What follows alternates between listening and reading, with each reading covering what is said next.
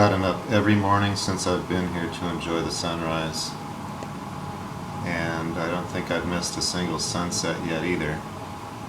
This morning I experienced the alpenglow on the tall buildings of downtown Sac probably 10 or 15 minutes ago before the sun just popped up.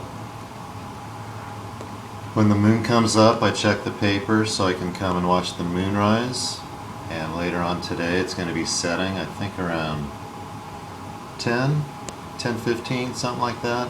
I'll definitely be watching that moon go down too.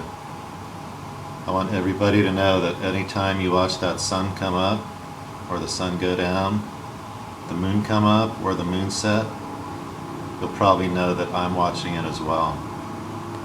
Totally engaging my inner carpe diem, trying to seize every day as if it's my last day, because it could be. I'm trying to live it to the best of my ability, sharing my love with those that I care about, and focusing on healing and life-changing transformation that's taking place for me. It's a beautiful, beautiful thing, and I have to honestly say that this leukemia, acute lymphoblastic leukemia that I'm diagnosed with, was probably the largest blessing I've ever had in my life. That's regardless of whether I live or die. This is such an important step for me to actually rebuild my body, my heart, my soul, my spirit, and my intentions.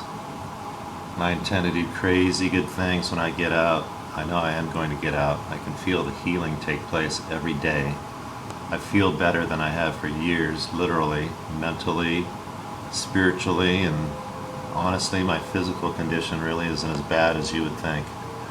Get a little bit tired, some minor fatigue, but it hasn't stopped me from walking constantly throughout the day.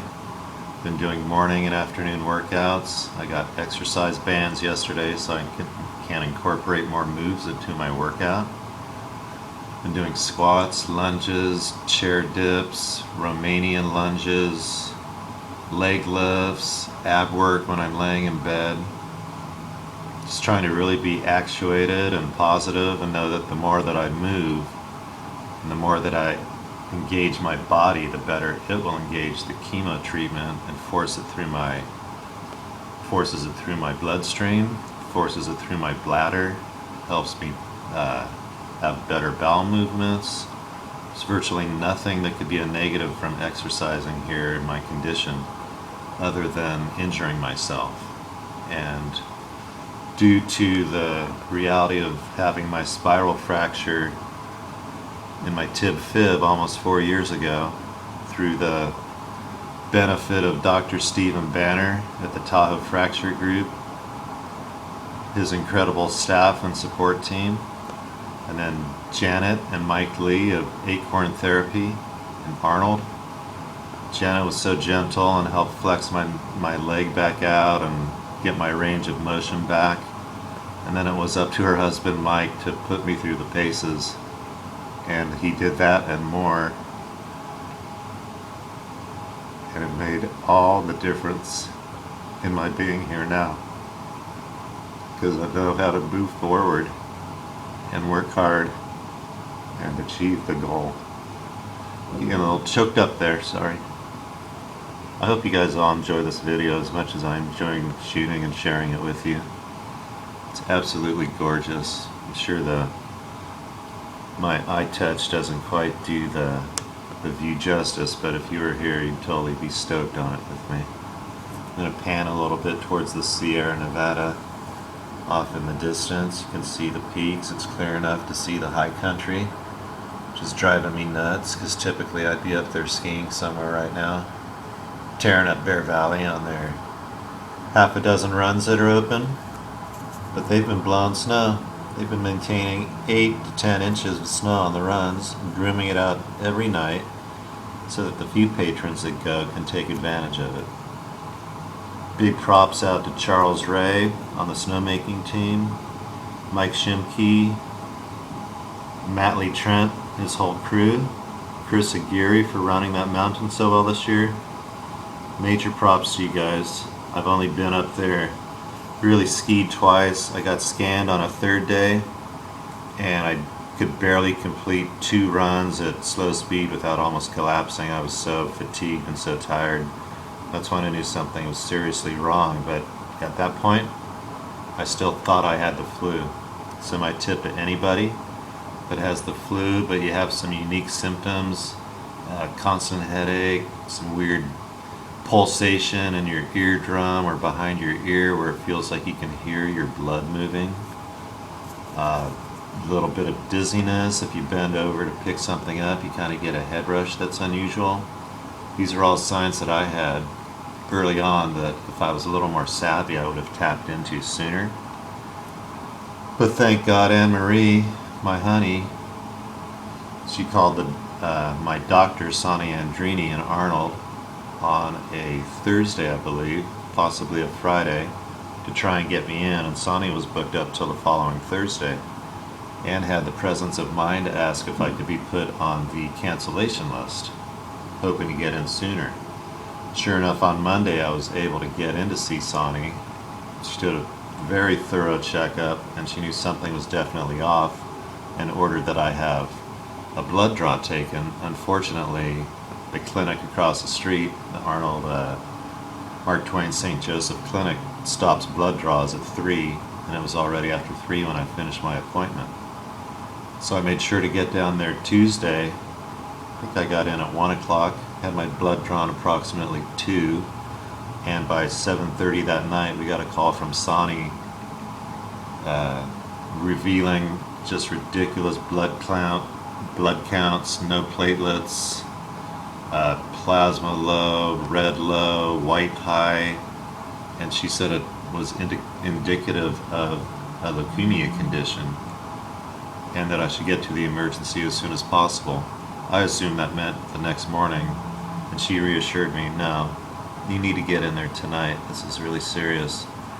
So, as Ann and I were just sitting down to eat dinner, kind of whiffed down a couple bites, threw together some quick supplies I thought I might need. A pair of shorts, a sweater, extra underwear and socks, a t-shirt, some reading material, which I always have to have with me, and some personal effects.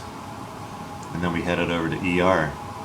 Promptly checked in. Incredible service over at Tuolumne County, I think it's called Tuolumne General.